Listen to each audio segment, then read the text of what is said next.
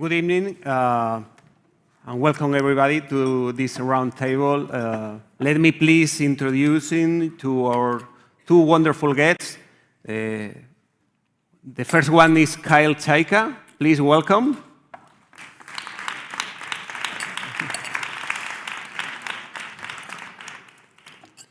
And the second one is Alvaro Pascual-Leone.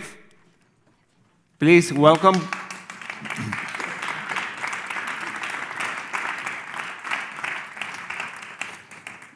Starting for your right, Kyle Chaika is a staff writer at the New Yorker magazine, where he writes a weekly column on technology and culture titled Infinite Scroll. In 2024, he published Filter World, Mundo Filtro, one of the most brilliant essays of the year. Filter World reveals how platforms are taking over our personal taste and how algorithms have made modern culture homogeneous, individualized, and worst. And Alvaro Pascual-Leone is a world leader in neurology. He's professor at Harvard Medical School and the inventor of more than 25 patents issued for different methods of non-invasive brain stimulation and modulation. In 2019, he wrote Healing Brain, El Cerebro que Cura, with two workmates. Now he's one of the three masterminds behind one of the most ambitious scientific projects of all times in this country, Spain Neurotech. So welcome again. What is this panel about? I will put it in a few words. Technology has radically transformed the way we discover and consume culture, shaping our preferences in a profound and invisible way to us. Social media, e-commerce websites, and streaming platforms, algorithms are modeling our experience and spanning all artistic disciplines, from music and cinema to literature and visual arts, even gastronomy. So it's time to pay attention to the cognitive rewiring big tech is causing on our perception of culture and aesthetic pleasure, and pay attention also to the implication of techniques such as deep learning on cultural diversity and authenticity, for instance. Of course, we'll talk about AI either. I know it's huge and then have a lot of to say here, so let's get to the point. We have a presentation from Kyle. Please, whenever you want. Hello, thank you for listening to me in English as well. So the book that I published last year is called Filter World, or Mundo Filtro. And I wanted to come up with a single word title for this book, like a kind of catchphrase to describe the digital world that I thought we were in. And it's a world right now where we are surrounded by digital platforms on all sides. And every digital platform has its own algorithmic feed and algorithmic recommendations that are bombarding us all the time. So I think everyone experiences this constantly. We see what's on the top of our Instagram feed. Spotify recommends songs to us. Our Netflix homepage is kind of personalized to us, but also kind of manipulative. Even our email inboxes and our text messages are filtered according to what might be important to us or what this equation of the algorithm judges to be important to us. So I think algorithms are the filter of the title. Like all of this data and information and culture and communication around us is being filtered and changed and sorted through these equations. And I started to notice the impact of algorithmic feeds probably in the mid-2010s, around 2015, 2016. And the first sign that I saw was the kind of generic coffee shop, is what I call it. But it's an international design aesthetic of a coffee shop that's pretty recognizable. It has subway tiles on the walls. It has reclaimed wood furniture. It serves a cortado with latte art. There's probably avocado toast. And I started seeing these cafes popping up wherever I would travel as a journalist.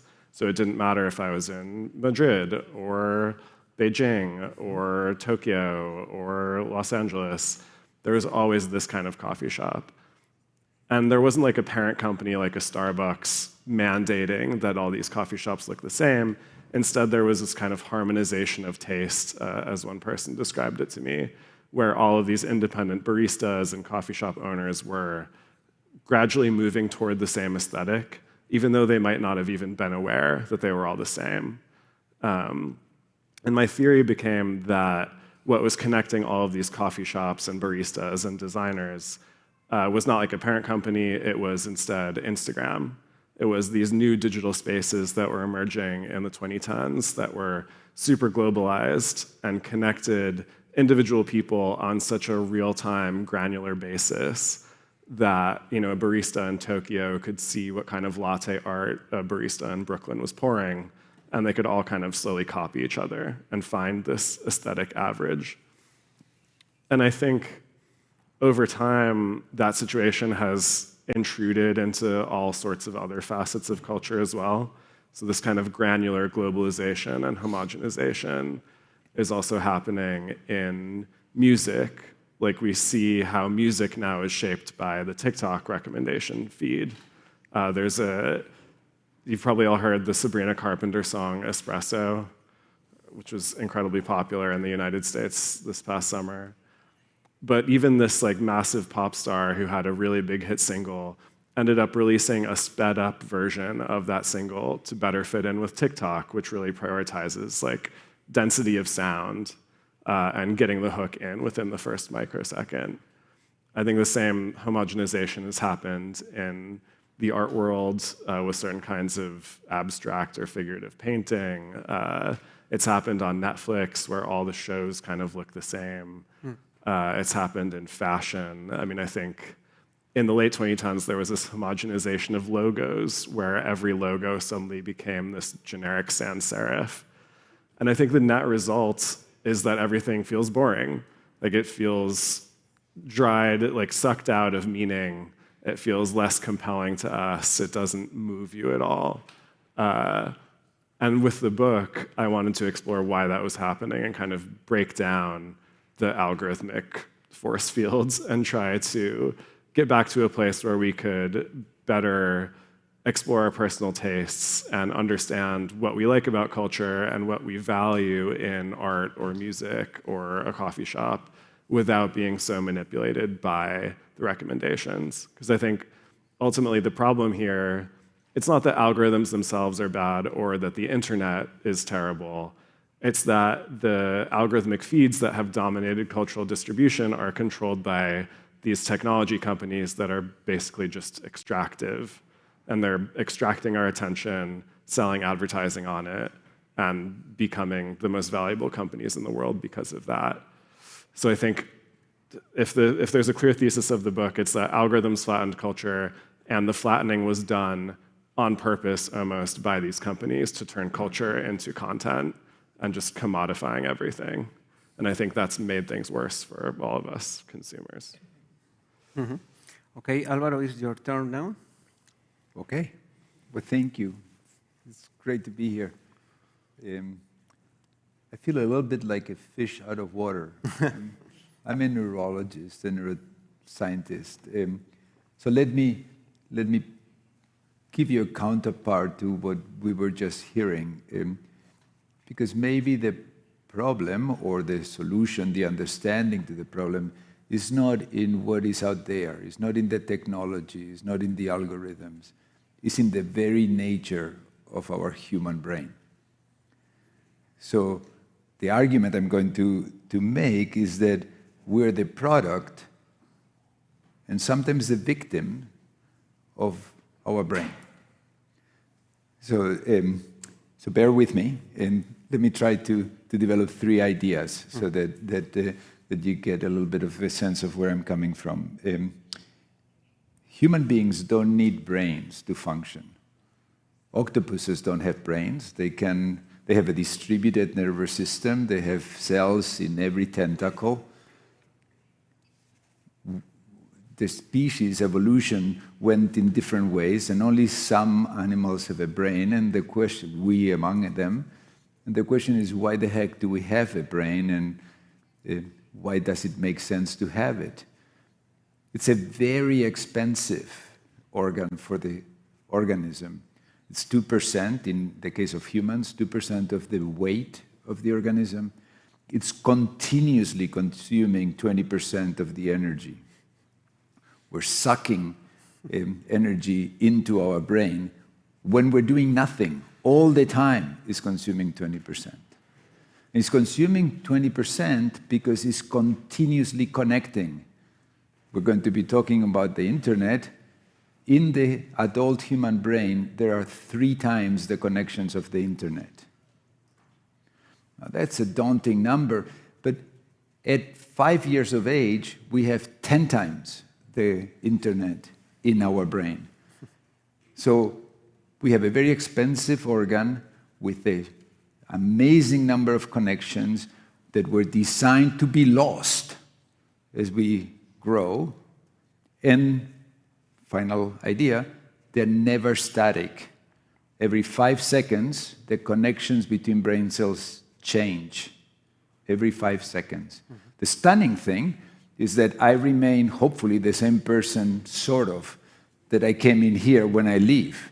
Because in the time I'm speaking, in 5 minutes, divide by 5 seconds, that's how many times there is a turnover of the synapses. Every one of us will walk out of here with a different brain. So, posed with that very unique organ, with those very characteristics, why do we have it? We have it because we are social beings. We're designed to interact with each other. We're designed to influence each other. We're designed to entrain each other's brains. My brain, having heard Kyle, is now a little bit more Kyle-ish than it was before, literally, on brain physiology perspective. Your brain will be a little bit more Alvaro, for better or for worse. And that is an unavoidable reality. And that brain, in that unique physiologic functioning, makes up stories. We can't help but have a brain that generates stories. We're not a camera. We're not a receptacle of what we experience. Instead, our brain is continuously generating a hypothesis of the world and contrasting it. We don't remember what we experience. We have a percept of an emotion, and our brain makes up every single time a new version of that story. That's how the human brain works.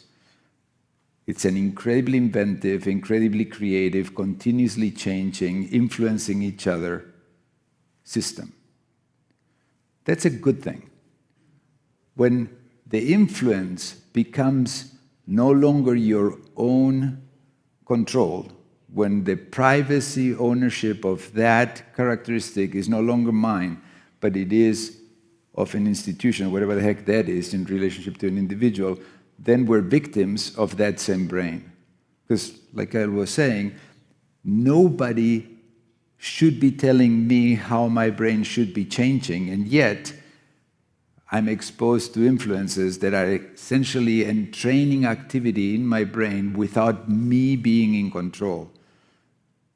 And the pretense that we're controlling it because we're saying whether or not we want to have cookies or no cookies, that's just a joke. Most of us don't even understand what the heck we're saying yes to. So it is the very nature of what makes us unique that makes us flawed in the sense of manipulatable. And that ultimately, I think, should call not for a giving up of the technology, but for 2 things: regulations, rights, that consider the brain activity as a uniquely individual right and make protections to ensure it, number 1. And number 2, a different type of education that promotes human values which haven't changed. They're the same as that they've ever been, but in an age of technology that has certain attributes. Okay. Alvaro, for breaking the ice, I'm going to propose you, both of you, a little challenge. Please do imagine yourself with your favorite device looking at a Netflix, Spotify, YouTube, or TikTok front page, just prior to watch or listen some content. What do you usually feel at this very moment, considering all that you know about these platforms backstages? I mean, I'm not asking each of you as a regular user, but as a writer and as a doctor. Do you have this oops, I did again feeling? Do you feel trapped somehow? Do you have no one of this feeling at all? Speak your mind, please. I mean, I will admit that I use TikTok too much. And so when I open TikTok, I'm kind of seeking a mindless state to begin with. Like I want to displace my agency and my desires into the feed and see what the algorithmic feed spits back at me. So I think in that way, in a good way, in a good case, I feel surprised and delighted. I feel surprised that I'm being shown something that I had no idea existed, and yet it magically fits with exactly what I want to see somehow. That's the best case scenario. The middle case scenario is a cute dog video or something that's just generically appealing, and it's like watching a boring television show. Like, this is content that I can consume, and it's fine, and it functions as entertainment. And then in the worst case scenario, I think I feel deeply nauseated by how much agency I have given up to choose what I'm watching or to express my own desires, like for art or culture. And instead, I mean, I think everyone has a thing that keeps showing up in their feeds. Like there's just something that you kind of don't understand, but it's always there. And for me, it's videos of people tiling showers. Like something about the tiling and the geometry and the structure is just really appealing to me. And I see them and I'm just like, oh no, not again. Like why is this happening to me? So I think I give myself up to that and I make myself vulnerable to that state of being disgusted. What about you, Alvaro? So let me offer two different thoughts. On the one hand, I agree with what Carlos is saying. I mean, I think there is a mix of enjoyment and sort of second guessing of being the receptacle of whatever is being offered, right? And that's somewhat mindless, somewhat enjoyable, not very different from watching TV these days. But I think that in my case, because I can't help it, there is something else that gets evoked. And what gets evoked is the fact that from a neurobiology point of view, from a brain activity point of view, getting to know or experiencing something that you could potentially touch or be touched by is very different than experiencing something that you cannot touch. Quite literally, when we have a potential physical contact, our brain activates the motor area as if we're going to move, as if we're going to defend ourselves, as if we're going to attack. Very evolutionarily crude, but it leads to a fundamental different way of knowing that item. And there is amazing results in regards to brain activity related to that, where people have been shown a real apple, physical apple, versus a made-up avatar of an apple or a virtual apple, kind of thing. And they're so well done that subjectively you cannot tell them apart. You say, that's a real apple, or that one, I don't know which one. But your brain knows. Your brain knows that apple differently, even though you don't. And so when I'm confronted with all this media and stuff, I always can't help but think, I sort of know, but sort of don't, what I'm really experiencing here because of that neurobiological reality. How do you value the impact of algorithms on the formation of our cultural preferences? Could you mention any paper or any research on your field which has measured the impact of recommender system in human brain, and if we are becoming into passive users, culturally speaking? I can start this time and you go afterwards. But again, remember what I was saying about the brain being changed by what we experience. That's not necessarily bad or good. It's just a fact. It's just a fact of biology. So you watch TikTok, you'll be changed by TikTok. You watch Instagram, you'll be changed by Instagram. Is that good or bad for you? I don't know. It's what is going to make you who you are, with the good and the bad. And so I think that's the reality, not just with the media and internet and all these influences, whatever algorithms they use, but with everything we experience. You go watch soccer, well, you'll be changed by that, watching soccer. And so I think that part of my core argument is not so much to think of it as a good or bad influence, but rather a reality of the world we live in. And then the question becomes, how do you want it to be modifying you, or how do you maintain core values and guidance in that context? Yeah, the influence seems kind of inevitable. I mean, if we look at digital platforms right now, they have overtaken television in some ways. Like YouTube is how people consume videos. TikTok is how people consume music often, or through Spotify. And there's 1 billion+ people on Facebook, 1 billion+ people on TikTok. It always strikes me that those are more people in the same place going through the same channels than has ever happened before. Like, there's no other mass experience that is the same for 1 billion people except for the Facebook feed. And all of those users are experiencing the same algorithm, the same kinds of recommendations.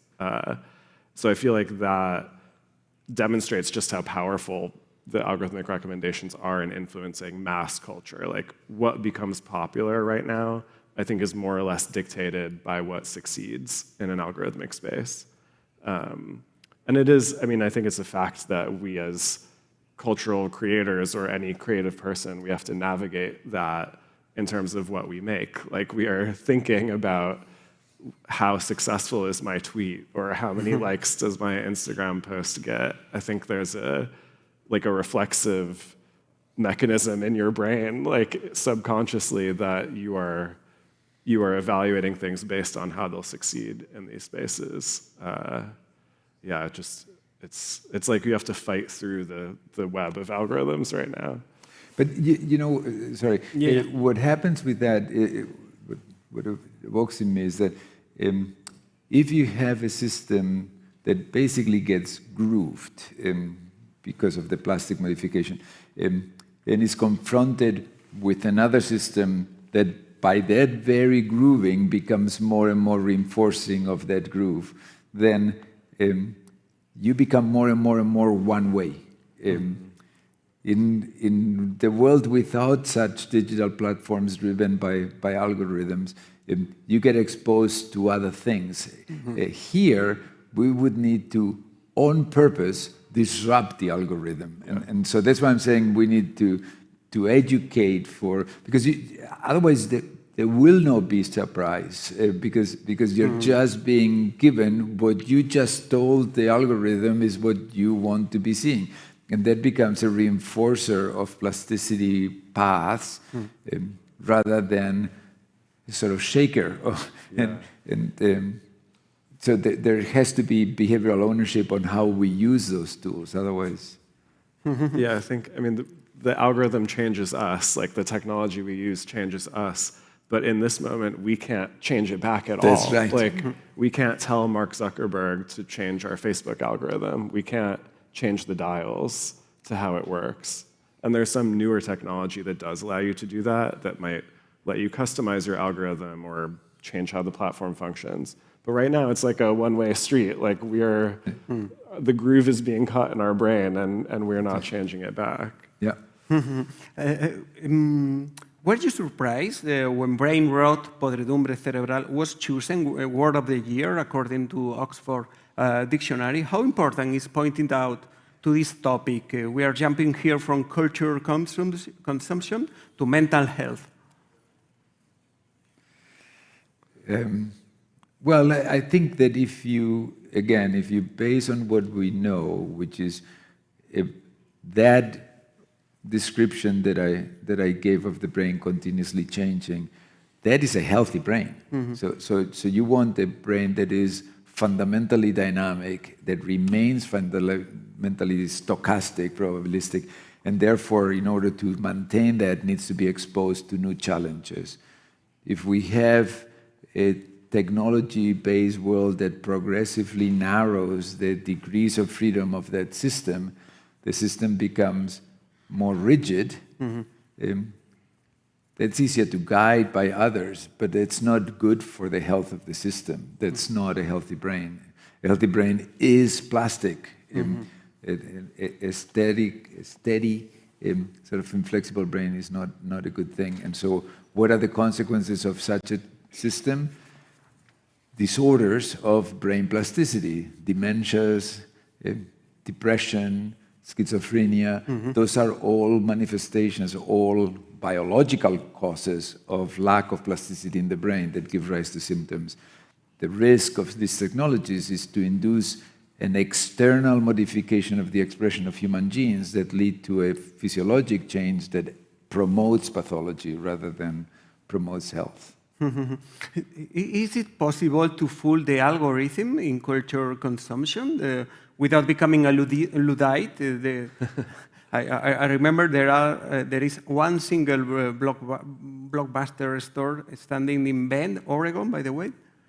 Yeah. I mean, I think it is possible to fight back against the algorithm. Yeah. I mean, right now, we're very aware of the effects of the algorithm. Like, we know what it feeds us, and we can't talk back to it, as we were saying, like the one-way street. But I heard a lot of stories from people who I interviewed about how they changed their own behavior in specific ways to go against what the algorithm was serving them.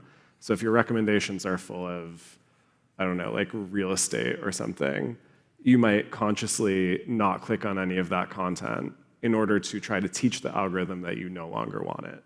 But that doesn't work very well. I think the algorithmic feed is so strong that no matter what attempts we make to hack it or to change our own pattern of behavior, the algorithmic recommendation always goes back to what it knows about us. So this one young woman who I interviewed for my book had this problem on Twitter where she got really into astrology for a while. So she was keeping up with all of her rising signs or whatever. I don't know the vocabulary. But she got really deep into it, and she lived her life according to astrology. And then she realized that even that over-reliance on astrology was kind of damaging her mental health, and she was too obsessed with it. So she tried to get it out of her Twitter feed. She tried to block the content, she tried to mute various terms, and it just didn't work. Like, she could not tell Twitter to stop serving her astrology content. And so it kind of triggered her every time that it came back. So the problem might be that we can't hack it enough. And the platforms also work in ways that circumvent our hacking. Like, there's, on Netflix, on the Netflix homepage, every show or movie has its own thumbnail. There's like the image that you see when you click on it. And Netflix will change that thumbnail based on what it knows about you and which preferences you have. So even if you only like sports documentaries, Netflix might show you a romantic comedy, but put a kind of sporty image on top of it in order to try to sell it to you. So this is, like, even if you're trying to avoid the content that's there, the algorithmic feed might find a way to misrepresent it to you and use its information about you to get you nonetheless. And what about you, Alvaro? What are your strategies to avoid being addressed in one way specifically? I do think that by design, choosing to look at other things will change the offerings, right? And so I try to do that sort of regularly, but the other thing is to share your profiles, to do group profiles, right? So I have, we have family feeds, and so that's awesome because all of this, and I know who they come from, but it offers me things that are not what I would have maybe resonated to, and it gives you a different experience. So I think, again, sort of, if you think of us as social beings, then maybe taking that to the next level and actually having joint groups rather than single profiles would be a way to create a more diverse persona, as it were. It comes with risks, right? Because then everybody in that group will end up being more similar. So we'll be having to have progressively more diverse groups. But I think there are ways to, given the algorithm, sort of try to modify it a little bit. Again, I think it's a next level to something that fundamentally is there. I think as parents to your kids, you think you get to know what they like, and you keep offering that they like, and in order to, in doing so, you mold them. So what can you do? Come up with something completely different. The algorithm on its own right now doesn't come up with something completely different. It's too grooved. So you need to actually force it to do so. Kyle, you mentioned that little trick from Netflix with the picture, with the tiny pictures. Netflix is going to introduce into its series what is known in the jargon as background viewing, which consists of incorporating direct references to the action in the dialogues of any plot to make it easier for those who are doing something else while watching. When TikTok was briefly banned in the US weeks ago, comedian Michael Longfellow asked himself on Saturday Night Live, "What do we even watch during a movie now?"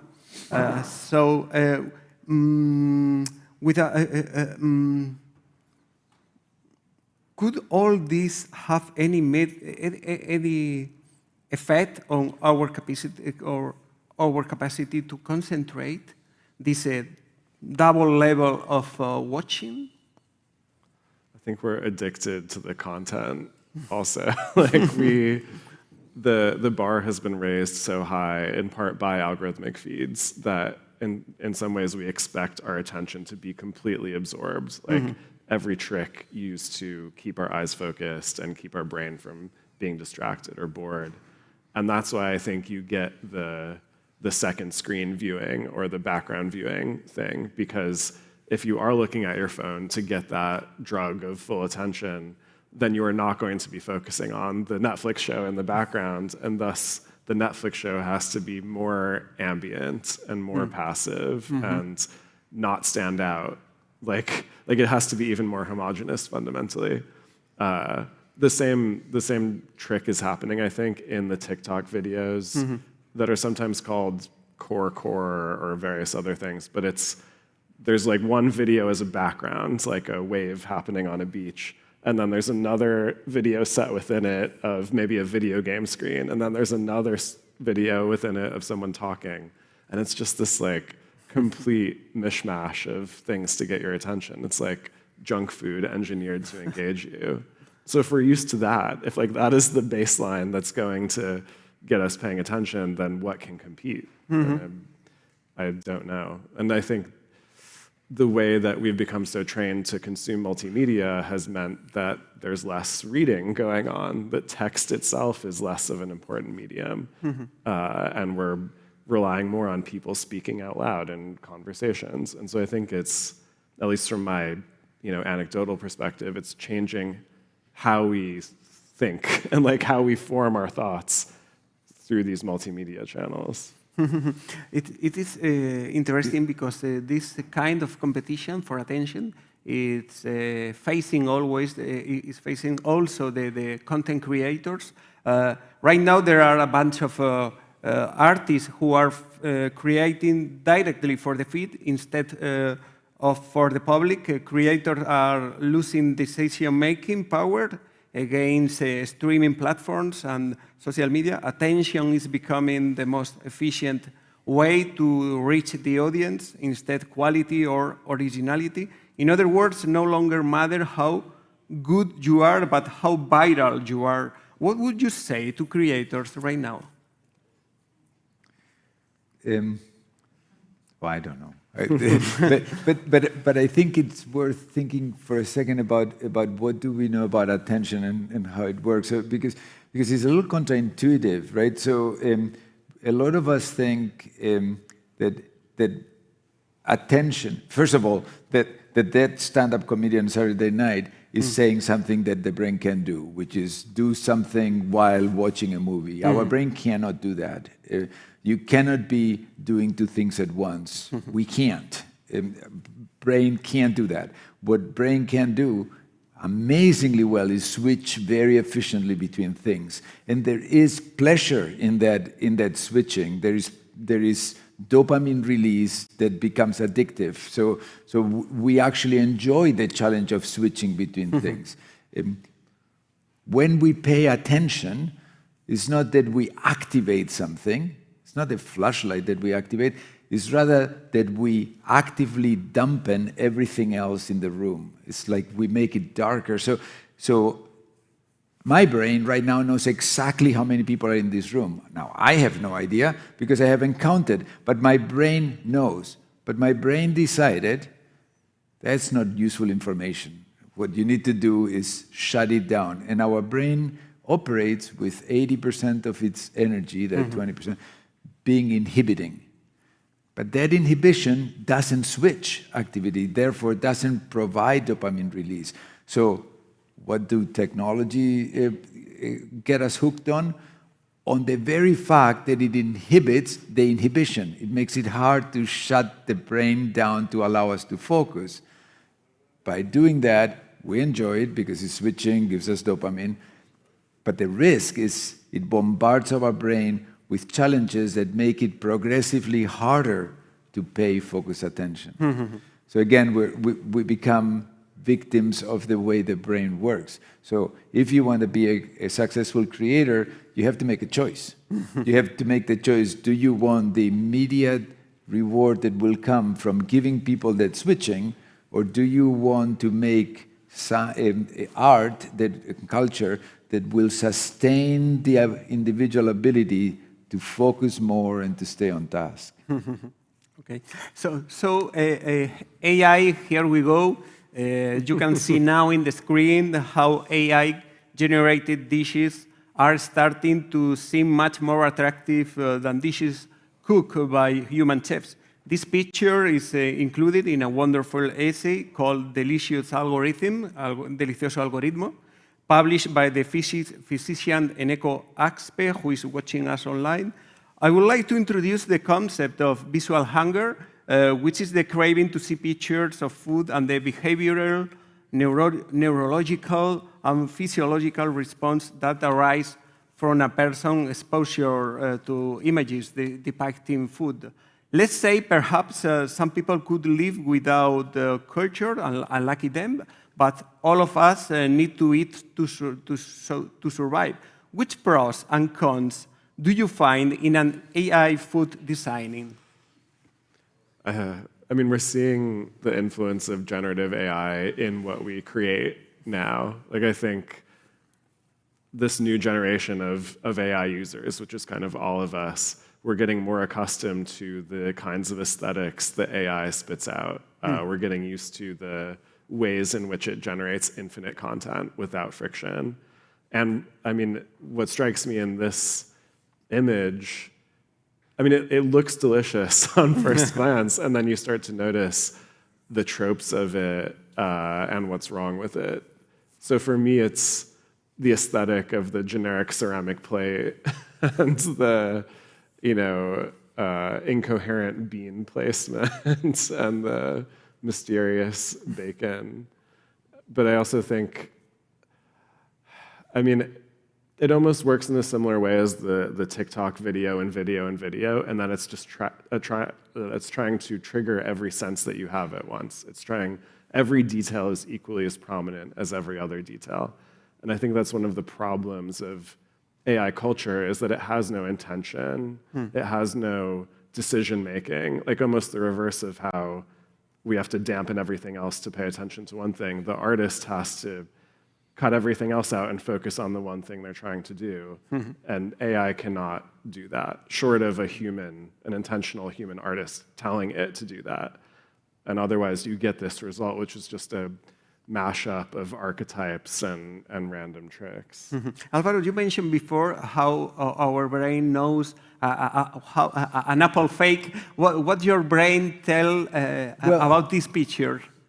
Well, that's where I was going to go to. It'll be, I mean, I have to say, I look at it, I wouldn't be able to know whether it's AI generated or not, just by looking at it. But I wonder, to the point you were making, whether in a similar way the brain actually does know. And that would be an interesting question to ask to begin with. But then, if we knew what those differences are, it'll be interesting to see, can one leverage those for desirable outcomes? Now again, who makes the decision of a desirable outcome? I'm going to argue it has to be autonomous and therefore the individual. But that said, it might be a way to promote better eating habits or better amounts or better nutrition. So there is any number of things you can envision that would be beneficial if appropriately regulated and controlled. And if we understood actually not just how we feel about it in our discourse, remember that's an interpretation that we make of what is going on in the brain, but actually if we knew what's going on in the brain. A few minutes ago, you mentioned a wonderful application of AI systems in healthcare in Singapore. And on the other hand, you mentioned before the need of regulation in this area. How difficult is to find a balance in that way? Well, I think we need to take interests of few out of the equation, which requires regulations. We are social beings, different, in a negative way to put it, we are manipulative beings. We know, as humans, we know we can influence another. We can influence the other to make them live in peace and more lovingly, or to make them do for us what they wouldn't otherwise do. That's the nature of the human being. Technology can potentiate that nature. So how do we prevent it? Through regulations. We need rights that determine who owns what right, what explanations need to be given. But within that framework, once established, you can use a technology for very positive things. I mean, you can imagine creating the application you're describing is actually working in Singapore, creating a nurse that you speak with, that knows you and only you, that you know her or him, and that is somebody you can interact with and gives you advice, and keeps learning about you, and you keep learning about them. You're modified by that person, but it gives you a partner in your healthcare realm. You can imagine the self with a partner of yourself. This phone knows more about me than my wife does. I always say. So therefore, if I have a way to interact and control what it does, it would be really quite powerful. And I think that's where we're going, but it requires the regulations to not be used by external value. And there are lots of things we simply are not aware of. This phone knows a lot about me, but the ownership of it is Apple's. It's not Alvaro's, and that is a fundamental right of mine that is being violated. I'm allowing it to be violated, but that's, I think, part of the challenges we need to quarrel with. Yeah, speaking about that kind of personalization, like the nurse, the AI nurse who knows you, I do think one of the possibilities of generative AI is to make more customized technological experiences. Absolutely. Like the ways that we interact with digital platforms now, they're all the same. Like we all have the same Facebook feed. And it might look personalized, it might deliver me different things than you, but it's fundamentally homogeneous. But then if you look now at AI chatbots or like companion AI characters that are evolving, those are much more authentically different from each other. Those are evolving based on their user, they're developing different personalities and different functionalities. And I think that's a more genuine version of difference and like agency than we experience in digital platforms right now.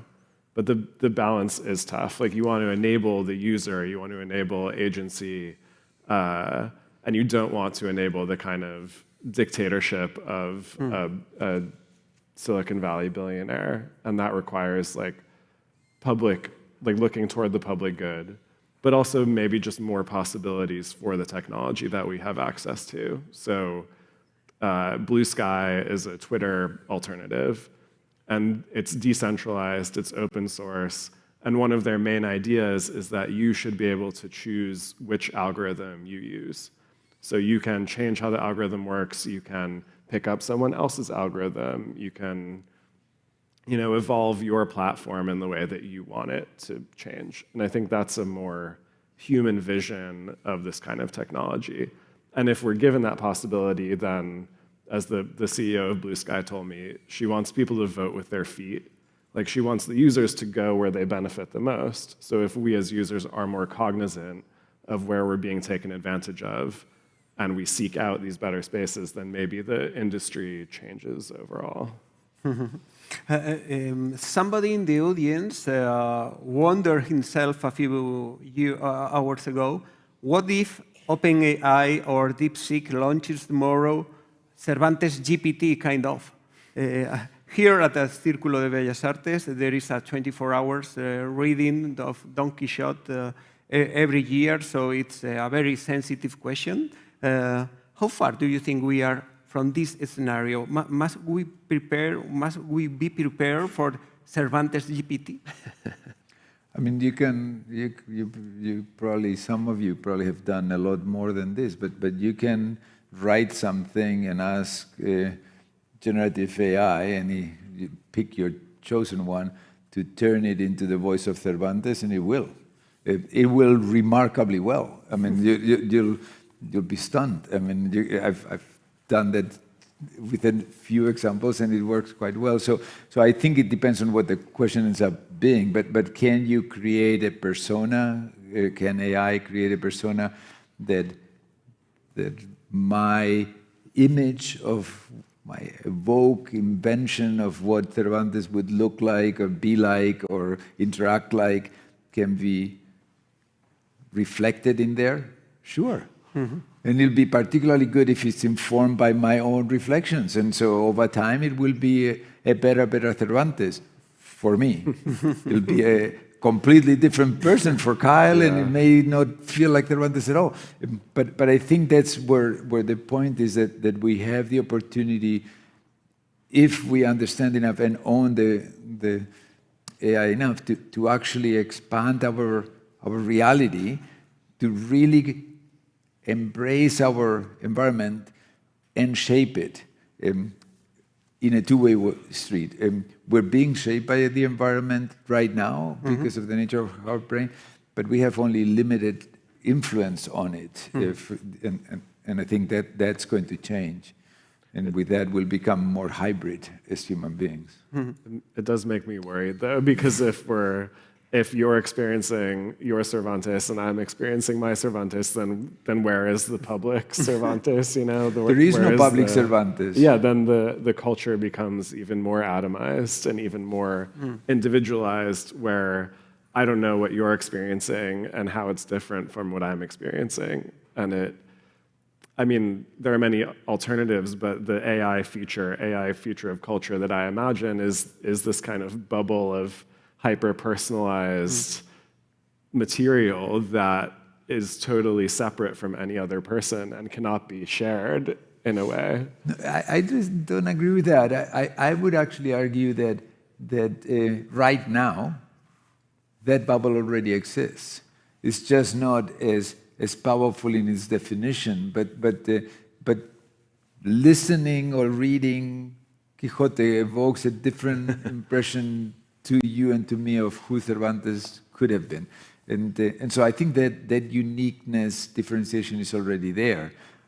I think the question becomes, if we maximize that, if we leverage that, how do we bridge it?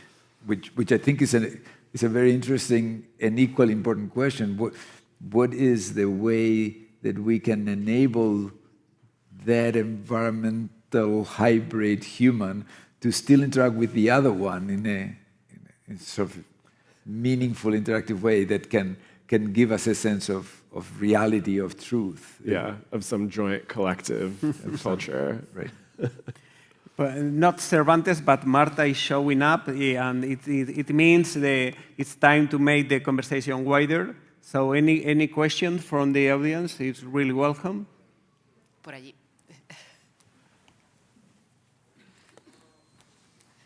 Preséntate brevemente para que te conozcamos. Preséntate brevemente para que te conozcamos. Hola, hello. Me llamo Miren Lausirica, trabajo en temas de creatividad y metodologías participativas, en Art for Life. Veo debajo del algoritmo del gusto, lo llamaría también el algoritmo de la culpa, porque una de las problemáticas principales del algoritmo es que nos enseña cosas que nos dice que no está bien ser quien eres, porque al fin y al cabo todas las personas somos diferentes, somos singulares, pero los modelos que se nos enseña siempre son o más guapos o son mejores padres y madres o son más tal o menos algo que tú. Entonces veo no tanto el cultivo del gusto, que también veo algo peligroso, la homogeneización, pero lo más difícil veo que la homogeneización es que ve mal que tú seas quien eres, ¿no? Quiero saber vuestro punto de vista al respecto. She is asking. She's remarking algorithm of taste should be algorithm of blame or guilt. Of guilt. Yeah. Guilt. Yeah. Right. Alvaro. And that kind of algorithm teaches us it's not okay to be ourselves because of comparison with the others, and how dangerous is homogenization because that kind of mirror effect.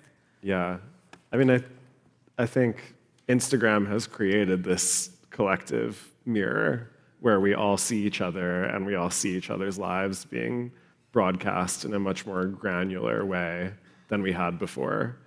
Like, there was no other way that we were all seeing 1,000 other people's casual photos from their life before Instagram. I think it was like the invention of the social photo as a phenomenon. And I think that it creates like a public arena in which we are always comparing ourselves to everyone else and judging, who's getting more likes, or even just being more aware of more other people's mundane, intimate lives by watching their Instagram stories. And I think it encourages that, like, a wider comparison with a wider set of people that expands beyond just who's in your geographical vicinity or like who you went to college with. And so you end up, I mean, another facet of this is how Instagram has made all different kinds of content into one kind of content, like it all flows through the same channels. So even if you are getting updates from your friends and casual photos from people you know, those sit right next to celebrity selfies and posts from brands and targeted advertising. So I think it all amounts to this pretty unhealthy image or unhealthy channel that you consume all the time. And it existed before in a Vogue magazine. Like, a Vogue magazine photo shoot was also manipulative, but at least you weren't scrolling through Vogue hours a day and thinking that it had some direct relationship to your life. I think the intimacy and speed and volume of it is completely different than what came before. But is it the external feed that creates the guilt, or is it us that have the guilt that seek out that? So in other words, I don't think it's very different than what goes on when you walk the street. You walk the street and you see this guy and you go, God, what a handsome dude.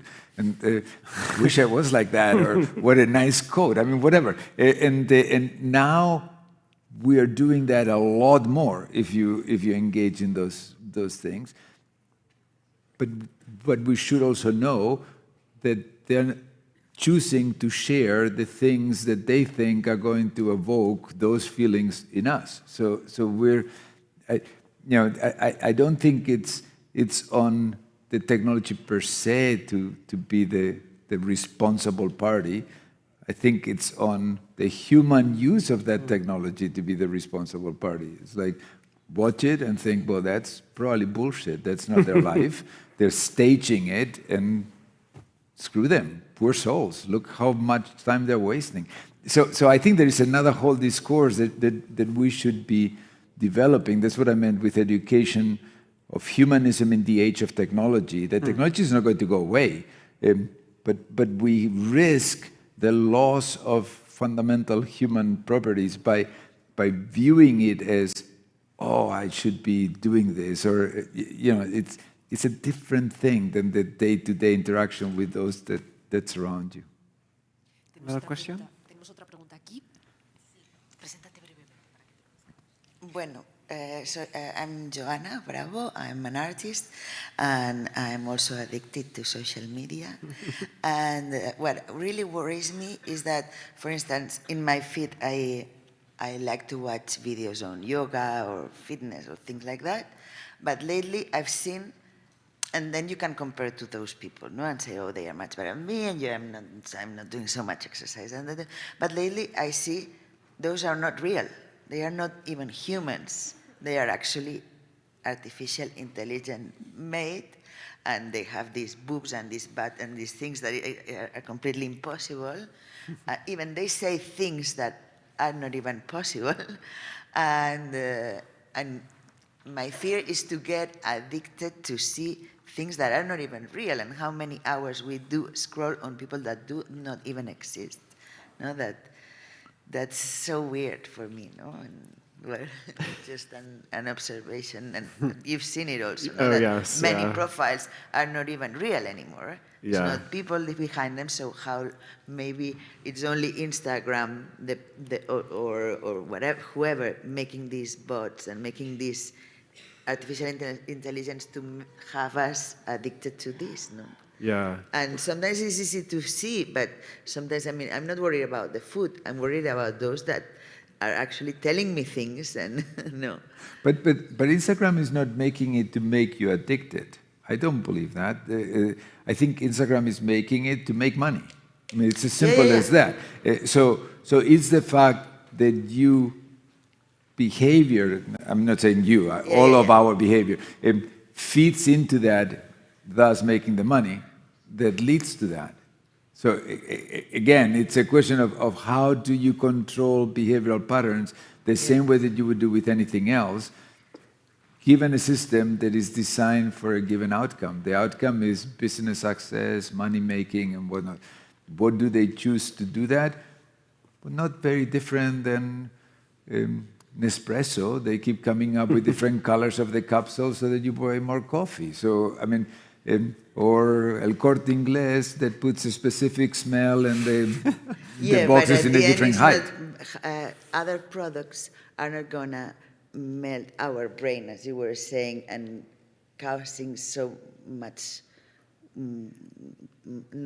No nos va a causar tantos problemas mentales. No tomar, bueno, sí, si te tomas 50 cafés, pero... I don't think it's very different. I see what you're saying. I think this is just more powerful technology to accomplish the same thing. But I really think so. The technology is more powerful, sure.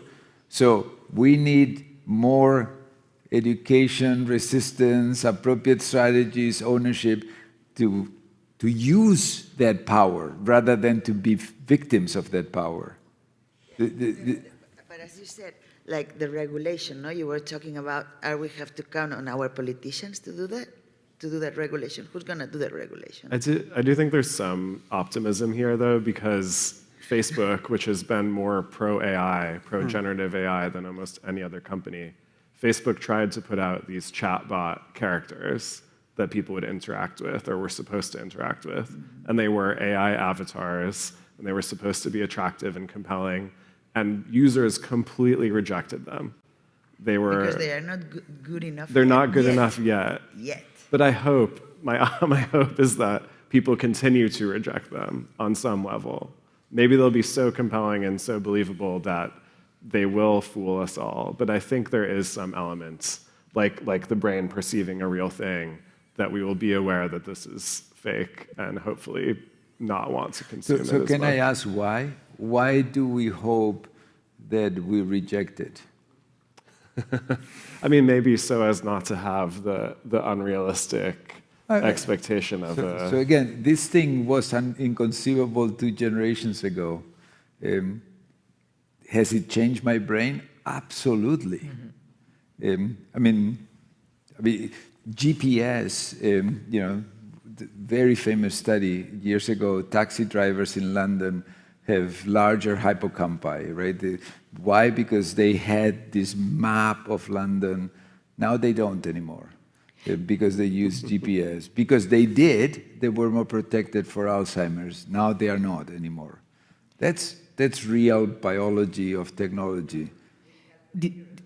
Yeah, with calculators the same, with the keyboards the same, the thumb representation. So this, like everything else, like digital platforms, will change, is changing our brain.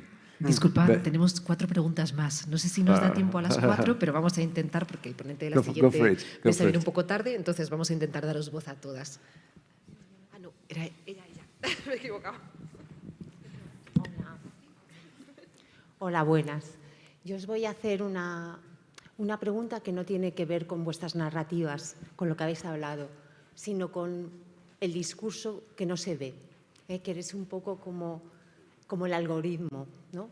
El algoritmo de esta ponencia, ¿no? Que sois 2 personas hispanohablantes, solamente una en la mesa que habla, que su lengua materna creo que es el inglés, y todos los demás de aquí, la mayoría con nuestra lengua materna, que creo que es el español. Y me ha llamado la atención que se predomine el inglés, y luego me ha llamado la atención porque me he dado cuenta también, he observado a la gente en la ponencia anterior o en las ponencias anteriores que podían observar sus móviles mientras estaban escuchando las ponencias, mientras que en este momento solamente he visto como a 2 o 3 personas, perdonadme, he visto como a 2 o 3 personas cogiendo el móvil mientras escuchaban estas ponencias porque les estaban costando. No es lo mismo, ¿no?, que sea tu lengua materna, que no lo sea y que tengas que poner la atención. Entonces, todo...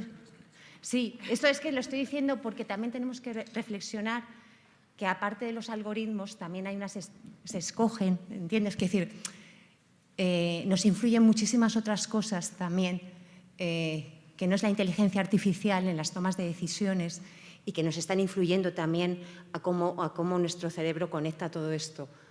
Lo he querido traer aquí porque la verdad es que me ha llamado mucho la atención. Me han encantado vuestras ponencias, no les quito el valor, pero me ha llamado la atención. He tenido que compartirlo, la verdad. Gracias. Y me podéis responder. ¿Por qué la elección y cómo ha sido y por qué? Sí, porque me parece... Si no tengo también preguntas, me gustaría proponer una pregunta de alguien que está online para darles voz. Creo que la contestación muy breve es que si yo hablo español y Kyle habla en inglés, entonces hay una falta de discurso entre los dos que se hace más difícil y por eso era la decisión de hablar en inglés. El hueco que existiría entre hablar 2 personas en castellano y una tercera en inglés es más grande que el que existe entre hablar los 3 en inglés, aunque para dos de nosotros no sea nuestra lengua materna, simplemente.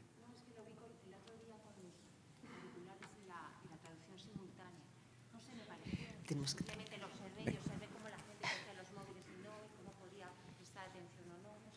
Tomamos nota. Gracias. Tenemos que terminar ya. Bueno, okay, so we run out of time, unfortunately. And thank you very much, Kyle. Thank you very much, Alvaro. I hope you have enough ideas to think about. Thank you, all of you. Thank you.